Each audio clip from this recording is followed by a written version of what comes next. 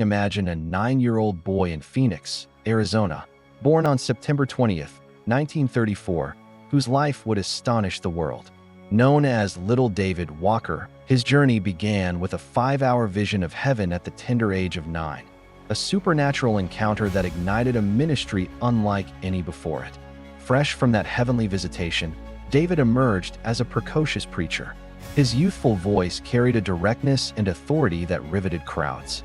He wasn't delivering children's stories. He was preaching scripture with power, often alongside leading healing evangelists of the Voice of Healing movement. Remarkably, during some tent revival services, while preaching, little David would be lifted off the ground, levitating 2 feet into the air, a tangible sign of heaven's presence in the meeting. Attendees wept, praised, and witnessed instant healings. Cripples walked, the blind saw, the sick were made whole, all at the hands of a child infused with God's power. David's ministry exploded across North America. He preached alongside W. E. Branham and Raymond Hoekstra, and his campaigns drew massive crowds.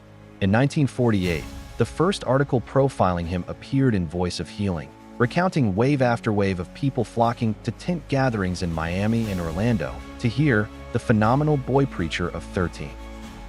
By 1949, little David had crossed the Atlantic. He stood in London's prestigious Royal Albert Hall, addressing 7,000 expectant souls.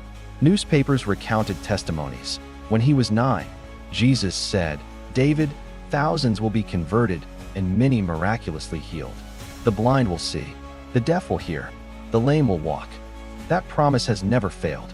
From London, he went on to Amsterdam, Brussels, and Paris, where 1,000 people were prayed for in one meeting and healings surged. His evangelistic reach grew global. In September 1960, David held a campaign in Moscow, an astonishing feat during the Cold War's grip on religion. Over the years, he ministered in 70 countries, wore the mantle of missionary and pastor, and penned the best-selling Around the World for Christ. David's story was not free from controversy.